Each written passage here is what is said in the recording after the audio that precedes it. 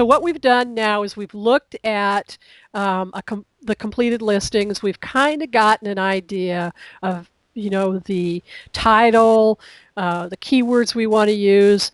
Cheryl and I have already kind of worked out the verbiage we want for this item. So I would recommend that if you're about to sell, it's good to kind of know what you're going to say and have your picture taken of the item, and it'll make this selling process a lot quicker. So if you go to the top up there, you will see a sell button. You can just click on that. There's also a drop-down menu. Either way gets you to the sell. There is that big blue button in the center of the page, Start Selling. And now it's going to ask you what it is that you're going to sell. This is not your title. It's just what you're going to sell. So QuickBooks, well, I want to use tutorial, but we found that it's probably not the best word. QuickBooks, how-to, training. Should we say it's a CD? Is that Yeah, important? let's type in CD and see what it brings up.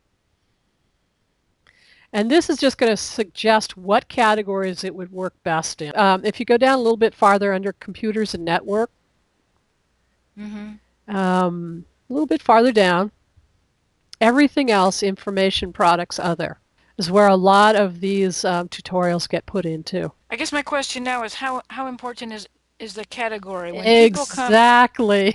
When people come to eBay to search for something, do they search for a category or do they search for keywords? Exactly. You kind of nailed the right on the head. Now, Cheryl, for what we're selling, I don't think these categories are nearly as important as they used to be. The categories used to be everything on eBay because the search wasn't so great. The categories are sort of secondary. It is so important to have a good keyword-rich title so people can find you as opposed to this category.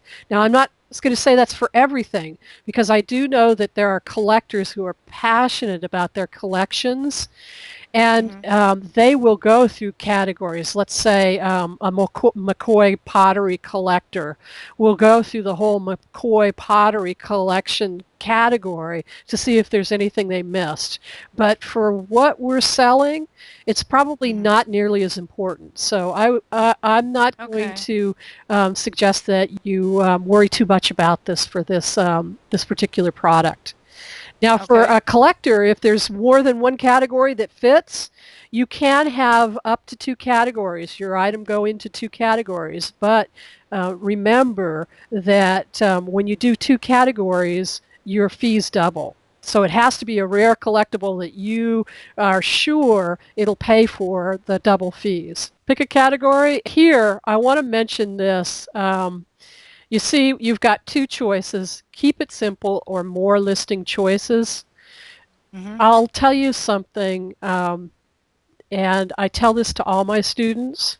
This one that says keep it simple is so simple, it is the most confusing thing in the universe. It's not very simple. So I would go with the hard one that says more listing choices. Now, really quickly, Cheryl, you notice there's a big yellow help menu. I do. I find that it takes up way too much of the screen while I'm trying to work. So I just close that. But I want you to know that there is live help as you're going through. By clicking on that, you can even ask live help. It brings you right back to this screen.